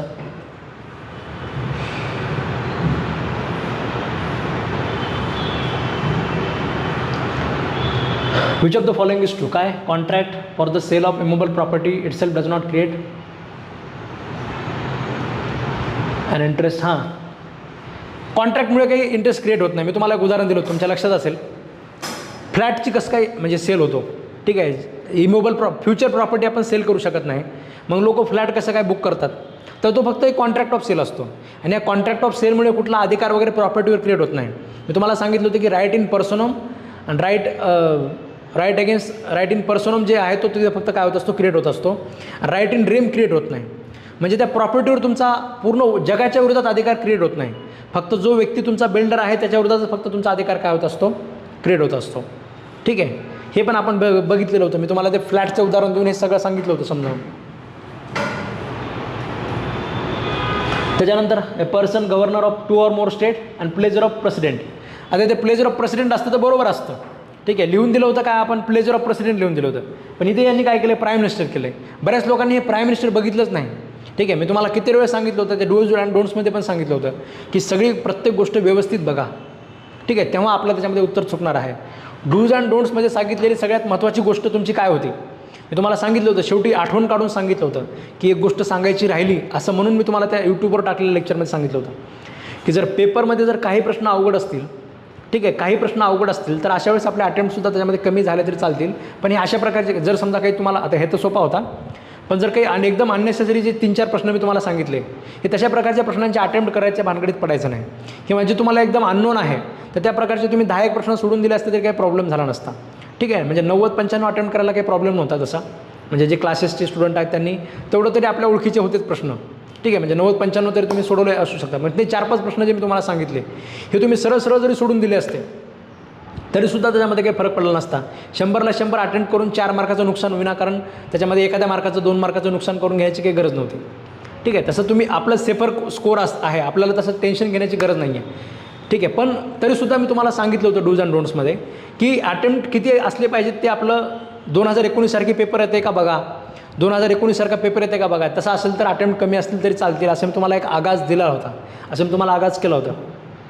ठीक आहे, रिस्कमध्ये सुद्धा सांगितलं होतं कुठे रिस्क घ्यायचं नाही. आणि सगळ्यात महत्त्वाची गोष्ट अजून एक सांगितली होती, आठवण काढून सांगितली होती की जर अशा प्रकारचे जर तुम्हाला प्रश्न अवघड वाटत असतील तर तिथे विनाकारण वेळ घालत बसण्यापेक्षा शेवटच्या प्रश्नापर्यंत जा. ज्यांनी शेवटचे 2-3 प्रश्न सोडून दिलेत ना, किंवा काही लोक असे आहेत शेवटचे 10 प्रश्न बघितलेच नाहीत. ठीक आहे, त्यांना आता शेवटचे 10 प्रश्न बघितल्यानंतर जर लक्षात आलं असेल की 3 प्रश्न खूप सोपे होते, फक्त बघितलं असतं तर लक्षात आले असते. तो फंडामेंटल राईटचा प्रश्न वगैरे काही सेटमध्ये शेवटी होता. ठीक आहे, शेवटचे 10 प्रश्न जर समजा तुम्ही सोडून दिले असतील सोपे, तर अशा वेळेस तुमचा जर रिझल्ट 2 मार्कावर गेला तर अशा वेळेस म्हणजे तुमच्या पायावर तुम्ही दगड मारून घेतल्यासारखं झालं. ठीक आहे, मास्तराने बोंबलून सांगितलं होतं की जरी समजा अशा प्रकारचा पेपर अवघड वगैरे गेलेला असेल तर अशा वेळेस शेवटपर्यंत जायचं. ठीक आहे, शेवटपर्यंत जाऊन बघायचं की एखादा प्रश्न डायरेक्ट फक्त बघितल्या नजरेत बघितल्या सुटणार आहे का. ठीक आहे, काही लोकांनी पण ते केला कार्यक्रम तसला. तर हे पण बघा, हे ते प्राईम मिनिस्टर दिल्यामुळे हे काय झालेलं आहे, A is correct, B is not correct. ठीक आहे, अदरवाईज बी पण करेक्ट असतं जर प्रेसिडेंट असतं तर. इथे तुम्हाला खरं तर कन्फ्युजन करण्यासाठी काही लोकांना वाटलं की 5 वर्षाचं मी लिहितो का काय. ठीक आहे, 5 वर्ष नाही लिहिलं त्यांनी, त्याला बरोबर आलं, पण त्याला ते प्रेसिडेंटचं बघितलंच नाही, त्यांनी डायरेक्ट प्राईम मिनिस्टर बघितलं आणि त्याला उत्तर बरोबर करून टाकलं. ते पण लक्षात ठेवायचं. त्याच्यानंतर हा एक प्रश्न असा होता जो थोडंसं कॉम्प्लिकेटेड करून विचारलेला होता. ठीक आहे, 4था प्रश्न ज्याला आपण म्हणू शकतो समजा. ठीक आहे, की हे सरळ प्रेसिडेंटचं जर समजा अशा प्रकारे रिजिग्नेशन वगैरे दिलेलं असेल, आपण लिहून घेतलं होतं की कोण कोणाला रिजिग्नेशन वगैरे देतो, पण हे एक आपल्या नोट्समध्ये हा एक प्रश्न नव्हता. ठीक आहे, एक तिसरा प्रश्न आपण ज्याला म्हणू शकतो. पण याचं उत्तर तुम्हाला speaker of house of people तुम्हाला ज्यामध्ये लिहायचं होतं. ठीक आहे, चीफ जस्टिस ऑफ इंडियाकडे देण्याचा काही संबंध नव्हता. याला तुम्ही रिडक्शन मेथड जर वापरली असती तर याचे उत्तर तुमचं सुटलेलं होतं. बऱ्याच लोकांनी बरोबर लिहिलेलं आहे. चीफ जस्टिस ऑफ इंडियाचा काही संबंध नव्हता, स्पीकर ऑफ काउन्सिल ऑफ स्टेटचा काही संबंध नव्हता. ठीक आहे, म्हणजे प्रेसिडेंटचा म्हणजे व्हाईस प्रेसिडेंटचा आणि काउन्सिल ऑफ स्टेटचा संबंध असतो, पण प्रेसिडेंटचा आणि काउन्सिल ऑफ स्टेटचा काही संबंध नव्हता. त्याच्यामुळे काउन्सिल ऑफ हे सुद्धा लिहिण्याचं काही कारण नव्हतं. प्राईम मिनिस्टर ज्याची अपॉइंटमेंटच हा करतो, प्रेसिडेंट करतो. ठीक आहे, त्याच्यामुळे प्राईम मिनिस्टरकडे पण जायची काही गरज नव्हती. सगळी अथॉरिटी जर तुम्ही रिडक्शन मेथड जर वापरली असते तर इथे येऊन टेकला असता. मी तुम्हाला हे पण शिकवलं होतं, मी तुम्हाला सांगितलं होतं की सगळ्या प्रश्नांचे उत्तर आपल्याला माहिती नसतात. ठीक आहे, काही ठिकाणी आपल्याला लॉजिक लावलं पाहिजे आणि रिडक्शन मेथडनुसार कोणतं उत्तर बरोबर नाही ते बघितलं पाहिजे आणि त्याच्यानुसार जर तुम्ही आले असते तर तुम्ही इथे बरोबर उत्तरावर आले असते. ठीक आहे, त्याच्यानंतर जर तुम्ही बघितलं A beats B which resulted dislocation of bone or tooth, तर काय 325. इथे काही 326चा प्रश्न नव्हता, म्हणजे काही असं काही हे नव्हतं. सरळ सेक्शन नंबर विचार, सेक्शन नंबरवरचा दुसरा प्रश्न आपण म्हणू शकतो. ठीक आहे, खूप कमी प्रश्न विचारलेले आहेत, त्याच्यातला हा दुसरा प्रश्न होता आणि असे काही कुठला ओढून ताणून सेक्शन आणलेलं नाही आहे. ठीक आहे, म्हणजे आपलं महत्त्वाचं सेक्शन विचारलेलं आहे जो आपल्याला माहिती असलाच पाहिजे. त्याच्यानंतर as to be for the compensation on account of trespass, हा एक प्रश्न बऱ्याच लोकांना कन्फ्युजिंग झाला. ठीक आहे, तर हे सुद्धा म्हणजे सोपं होतं तसं बघायला गेलं तर, की इथे जर सध्याच्याला जर तुम्ही पाहिलं तर म्हणजे बऱ्याच लोकांना वाटतं की असर्टन सम ऑफ मनी आहे. ठीक आहे, असर्टन सम ऑफ मनी जरी असेल तरीसुद्धा एकदा जर समजा ते पैसे रिकवर झाल्यानंतर ते काय होत असतं, फिक्स होत असतं. मग अशा वेळेस म्हणजे इकडचं जर तुम्ही बघितलं, पुढचं जर समजा अनसर्टन असतं, म्हणजे समजा बीने पण याचा ट्रेसपास केलेला आहे, मग त्याच्यानुसार त्याला पण कॉम्पन्सेशन मिळायचं असतं, तर अशा वेळेस वेगळा विषय असतं. पण जे बीचं जे आहे ते फिक्स 1000 रुपये आहेत आणि याचे इकडले पैसे जर समजा एकदा ठरले त्याच्यामध्ये, म्हणजे इथे दिलं तुम्हाला ॲज सून ॲज ए रिकवर्स, ॲज सून ॲज ए रिकवर्स या एका शब्दामुळे त्याच्यामध्ये याचं उत्तर हे येते. ठीक आहे, या एका शब्दामुळे त्याचं उत्तर फक्त इकडे येते, अदरवाईज त्याच्यामध्ये काही प्रॉब्लेम नाही आहे. ठीक आहे, तर सरळ त्याचं उत्तर त्याच्यामध्ये डीमध्ये बसतं. त्याच्यात थोडंसं कन्फ्युजन पण आहे की म्हणजे सेम ट्रान्झॅक्शन वगैरे होतं का त्याच्यामध्ये. ठीक आहे, पण तशा प्रकारचं सेट ऑफ प्रॅक्टिकली अलाउ केला जातो आहे. म्हणजे बऱ्याच ठिकाणी आपण पाहतो आहे की प्रॅक्टिकली हे सगळ्या गोष्टी अलाउ होत आहेत आणि असं जर टेक्निकली जर खूपच म्हणजे बॅरॅक टू बॅरॅक जर स्ट्रिक्ट राहिलं समजा, तर अशा वेळेस खरं तर याचं उत्तर म्हणजे हा प्रश्नच तसा बरोबर बसत नाही. पण अशा काही प्रश्न असे वादग्रस्त असतातच. ठीक आहे, ह्या वादग्रस्त प्रश्नांचा पण डोक्याला ताण घ्यायचा नसतो. ठीक आहे, इकडे तिकडे झालं असं समजायचं. आता हे ज्यांना माहिती होतं त्यांनी डी उत्तर लिहिलं समजा. आता उद्या असं होऊ शकतं की आन्सर कीमध्ये समजा कोर्टाला जर समजा काहीतरी वेगळं वाटलं, होणार नाही शक्यतो. आता हे सरळ सरळ तसं क्लिअर आहे, हे एका शब्दामुळे क्लिअर आहे उत्तर. ॲज सून ॲज ए रिकवर, हे एका शब्दामुळे हे क्लिअर आहे की हे सरळ सरळ त्याच्यामध्ये अशा पद्धतीने मागता येतो तुम्हाला. ठीक आहे. हा जर शब्द नसता तर ह्याच्यात अजून भांडणं तयार झाले असते. जसं मी तुम्हाला सांगितलं एखादा शब्द बदलला की दुसरे उत्तरं तयार होतात, तसं होऊ शकतं याच्यामध्ये. त्यालाच आपण म्हणतो की जे ऑप्शन असतात ते आवळे जावळे जास्त दिसणारे असतात. ठीक आहे. त्याच्यानंतर 349 हा एक तिसरा प्रश्न जो सेक्शन नंबरवर सरळ विचारलेला आहे. हे सेक्शन लक्षात ठेवताना मी तुम्हाला ट्रिक सांगितली होती. 339, 349, 359 असं आपण ट्रिक करून बघितलेलं, तुमच्या लक्षात असेल. त्याच्यामुळे हाही चुकण्याचा काही प्रश्न नव्हता.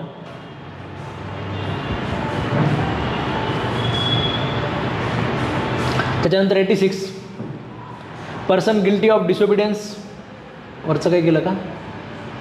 हां, assault. A shake his fist at the Z intending to know that, त्याच्या मनामध्ये भीती निर्माण होईल. असॉल्ट तुमच्या लक्षात असेल. हे जे इलिस्ट्रेशनवाले प्रश्न विचारलेले आहेत, ठीक आहे. आपण म्हणजे मी तुम्हाला एक सिच्युएशन बेस्ड प्रश्न विचारलेले होते. म्हणजे मी तुम्हाला एक सिच्युएशन करून सांगितलं होतं की मी एक दगड घेतला, मी फक्त फेकण्याची ॲक्शन केली, पुढच्याच्या मनामध्ये भीती निर्माण झाली तर कोणता गुन्हा होतो? दगड त्याला लागतो म्हणून त्याने पळत सुटला तर कोणता गुन्हा होतो? त्याच्यानंतर तो दगड त्याला ॲक्च्युअली लागला, खरचटून गेला तर कोणता गुन्हा होतो? त्याच्या डोळ्यावर लागला, डोळा फुटला तर कोणता गुन्हा होतो? त्याच्या चाळ्यावर लागला, जीव गेला तर कोणता गुन्हा होतो? ही प्रत्येक गोष्ट आपण डिस्कस केलेली आहे. म्हणजे सिच्युएशन बेस आपण स्टडी केलेला आहे. त्याच्यामुळे या प्रकारचे सुद्धा आपले उत्तरं चुकायचा काही संबंधच नव्हता.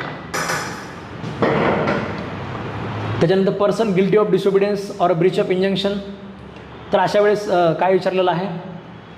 हां, order of attachment shall remain in force, सरळ सरळ बेरॅकमध्ये तुम्हाला दिलेलं आहे. नॉट मोर दॅन 1 year त्याच्या एक्झिक्युशनमध्ये. त्याच्यानंतर प्रिस्क्राईब पिरियड, हे पण मी तुम्हाला सांगितलं होतं. प्रिस्क्राईब पिरियड आणि period of limitation, prescribe period आणि पिरियड ऑफ लिमिटेशन. ठीक आहे. कितीतरी तुम्हाला जोर देऊन घसा फाडून मी तुम्हाला सांगितलं होतं की दोघांमध्ये काय आहे, फरक आहे. पिरियड ऑफ लिमिटेशन म्हणजे सरळ सरळ खाली दिलेला तो पिरियड ऑफ लिमिटेशन असतो, आणि लिमिटेशन ॲक्टचे नियम वापरून जो आपण कॅल्क्युलेट करतो, जो एक्सक्लूड करायचा, जो ॲड करायचा, जो टाईम पिरियड त्याला एक्स्ट्रा द्यायचा, सँक्शनचा पिरियड एक्सक्लूड करायचा, हे सगळं कार्यक्रम करून हे सगळे टेस्ट ॲप्लिकेबल करून जो पिरियड निघतो त्याला आपण प्रिस्क्राईब पिरियड असं आपण म्हणतो. एवढंच नाही, मी तुम्हाला इलिस्ट्रेशन पण दिले होते.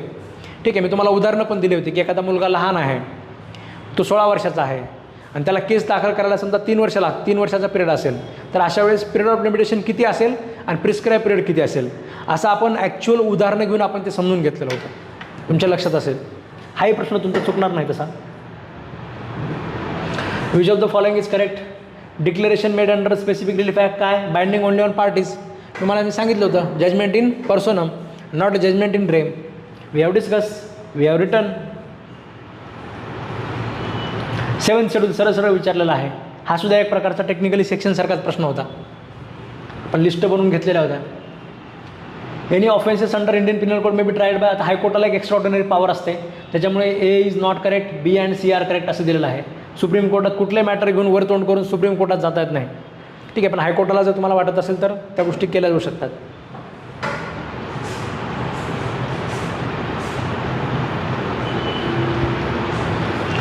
Period of limitation for the balance of money, advance or deliver time for which time begins to run when the goods are to be delivered.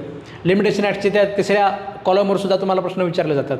ठीक आहे. मी तुम्हाला सांगितलं होतं की कॉमन लॉजिक लावायचं आपलं की कुठून सुरू होईल. आता जर गुड्स डिलिव्हरीचं जर असेल तर जिथनं गुड्स डिलिव्हरी झालं तिथनं सुरू होईल. थोडंसं लॉजिक लावलं असतं तर आलं असतं, अदरवाईज माहिती असेल तर ठीक आहे. त्याच्यामध्ये आपण त्या लॉजिकसुद्धा मी तुम्हाला बघायलाच एक लॉजिक बघून घ्या सांगितलं होतं मी तुम्हाला. वेस्टेड इंटरेस्ट मीन्स काय? happening of uncertain event, on happening of some specified uncertain event. Vested interest means where a transfer of property and interest therein is created. False म्हणलं, सॉरी, तरी म्हणलं असं कसं झालं, वर फॉल्स म्हणले. अशा प्रकारचे शब्द लक्षात घेतले पाहिजेत. तसं त्यांनी बोल्ड करून दिलं होतं फॉल्स म्हणजे कोणता आहे, त्याच्यामुळे हे फॉल्स आहे. त्याच्यानंतर तुम्हाला सेक्शन 99 ऑफ एव्हिडन्स ॲक्ट हा एक प्रश्न विचारलेला होता, जो म्हणजे ओढून ताणून आणलेला होता त्याच्यामध्ये. पण याचं उत्तर काय लक्षात घ्या, म्हणजे हा कन्सेप्ट बऱ्याच लोकांच्या लक्षात आला नसेल. ठीक आहे. आपण बघितलेलं होतं तसं ए आणि बी दोघांमध्ये जर कॉन्ट्रॅक्ट असेल, ए आणि बी दोघांमध्ये जर समजा कॉन्ट्रॅक्ट असेल, तर अशा वेळेस जी गोष्ट कॉन्ट्रॅक्टमध्ये नाही आहे तर त्या गोष्टीबद्दल ते जे ओरली ठरलं होतं ते अजिबात ऐकून घेतलं जाणार नाही. ठीक आहे. प्रत्येक गोष्ट कॉन्ट्रॅक्टमध्ये असली पाहिजे. विनाकारण काहीतरी ओरल असेल तर ओरल एव्हिडन्स इज एक्सक्लुडेड. ठीक आहे. पण जर सी जर काही म्हणत असेल, ठीक आहे, who is not a party to the contract, जर सी जर या ठिकाणी काय म्हणत असेल, काय म्हणत असेल, सी जर म्हणत असेल की म्हणजे आमचं असं काहीतरी ठरलेलं आहे, ओरली पैसे द्यायचं वगैरे काहीतरी ठरलेलं आहे, तर अशा वेळेस सीचं ऐकून घेतलं जातं. म्हणजे तेच तुम्हाला सांगितलेलं आहे, person who are not parties to the document or their representatives. ठीक आहे, हा एक प्रश्न होता. म्हणजे असे 4 प्रश्न होते जे आपण क्लासमध्ये बघितले नाहीत, ठीक आहे, किंवा आपल्या नोट्समध्ये त्याच्यामध्ये आले नाहीत, तर पण तरीसुद्धा लॉजिक लावून जे सुटले असतील ते सोडायचे होते, बाकीचे सरळ सरळ सोडून द्यायला गरजेचं होतं. ठीक आहे, हे 4 प्रश्न तुम्ही सरळ सरळ सोडून दिले असते तरी काही प्रॉब्लेम झाला नसता, विनाकारण आपलं निगेटिव्हमध्ये जाण्याची काही गरज नव्हती. ठीक आहे, हे सुद्धा 99 कुणी बघत नाही. ठीक आहे, 99 कुठल्या नोट्समध्ये नसतो, कुठेच नसतो. त्याच्यामुळे 99 जरी समजा तुम्ही हे केला असता, ज्यांनी बेरॅक्ट वाचला त्यांचा समजा आलाही असता, समजा एव्हिडन्स ॲक्टचा छोटासा बेरॅक्ट आहे, पण काही गरज समजा अशा बऱ्याच शॅडोमध्ये गोष्टी असतात, ह्या 4 प्रश्नांसाठी विनाकारण आपला खूप वेळ घालायची गरज नसते. याला सरळ सरळ सोडून दिला असता तरीसुद्धा तुम्ही चालला असता. त्याच्यानंतर 20 type of mortgage, mortgagor bind self, काय सिम्पल मॉर्गेज सरळ सरळ, पर्सनल बाइंडिंगनेस, कोर्ट मे इश्यू समज, सगळ्याच गोष्टींसाठी मी तुम्हाला सांगितलं होतं, ती कमिशनची बाकीची ऑर्डर वगैरे बघत बसायची गरज नाही, एवढंच विचारतात. विचारलं की एवढंच विचारतात. कितीतरी वेळेस मी तुम्हाला सांगितलं होतं की जर ह्याच्यावर प्रश्न आला तर हेच विचारतात. हे कुणाचंच चुकलं नसेल तसं.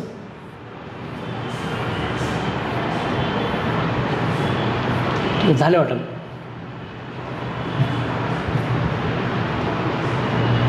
संपले वाटले होते. ठीक आहे, PDF संपला असेल होते. तर आलं लक्षात सर्वांच्या.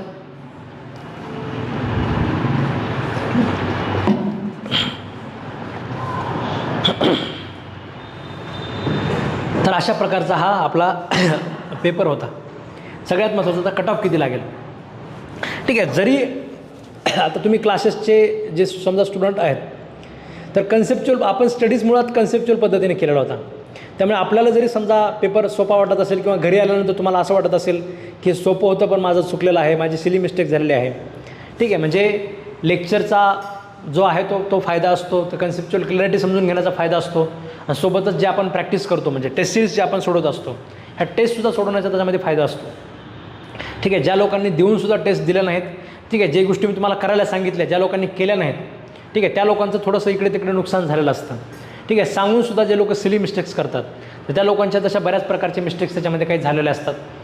पण तरीसुद्धा लक्षात घ्या की म्हणजे तुम्ही सगळेजण बऱ्यापैकी त्याच्यामध्ये मेरिटमध्ये असणार आहात.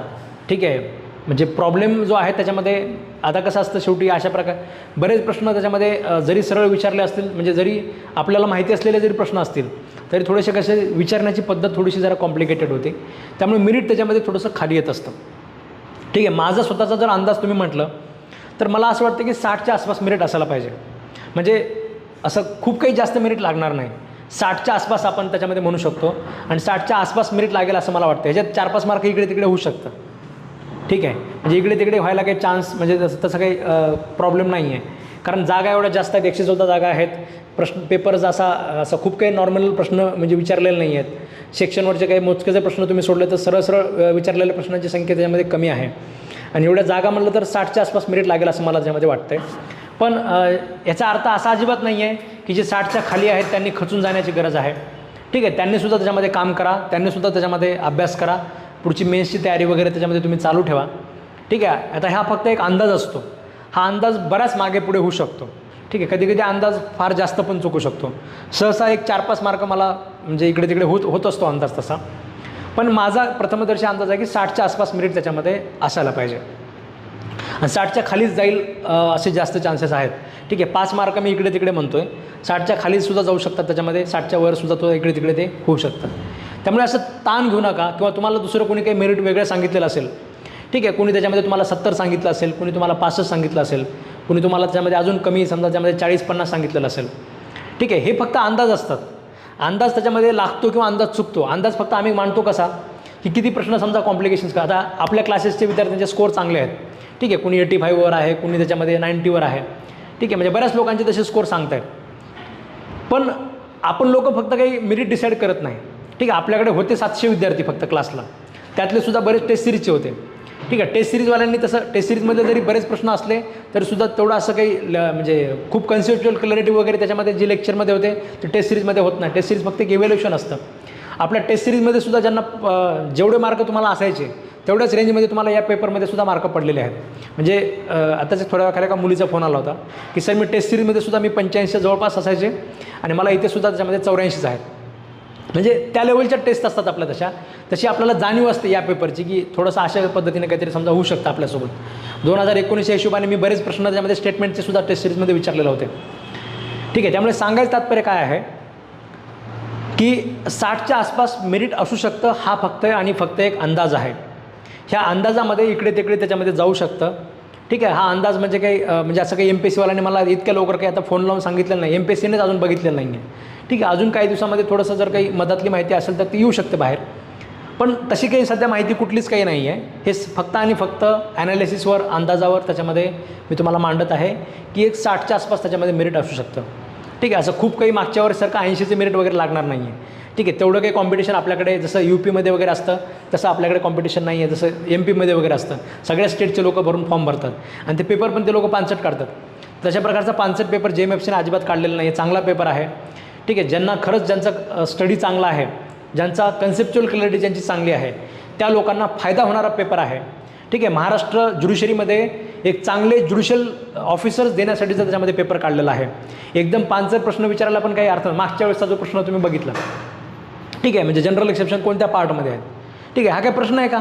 ठीक आहे, म्हणजे निवळ पानसटपणा ज्याला आपण म्हणतो, तर तशा प्रकारचा पानसटपणा न करता एक क्वालिटी जजेस महाराष्ट्र ज्युडिशरीमध्ये देण्यासाठी त्याच्यामध्ये चांगला पेपर काढलेला आहे.